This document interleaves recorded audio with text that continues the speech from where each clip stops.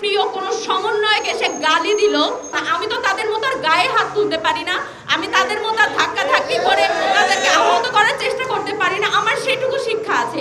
অনেক ছুত খুঁজছে, পাচ্ছে না, যা খুশি বের করার চেষ্টা করছে। তারা আমার একটা উত্তেজনাকর পরিস্থিতির পর যখন আমি চিল্লাচিল্লি করছি এবং আমি কিছু বলছি, সেখানে তারা একটা ক্যাপশন দিয়েছে, তালা ভাঙার পর কি বললো ছাত্রদল নেত্রী এশা।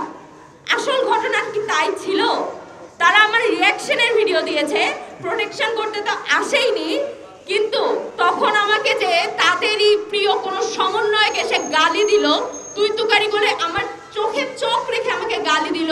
তাদের দ্বারা আমি যখন আঘাতপ্রাপ্ত হলাম, তখন একজন নারী হিসেবে আমার নিজেকে প্রোটেক্ট করার জন্য আমার নিজের প্রতিবাদ জানানোটা ওর থেকে ভালো পন্থা আমার কাছে তখন ছিল না। আমি তো তাদের মতো আর গায়ে হাত তুলতে পারি না, আমি তাদের মতো আর ধাক্কাধাক্কি করে তাদেরকে আহত করার চেষ্টা করতে পারি না। আমার সেটুকু শিক্ষা আছে।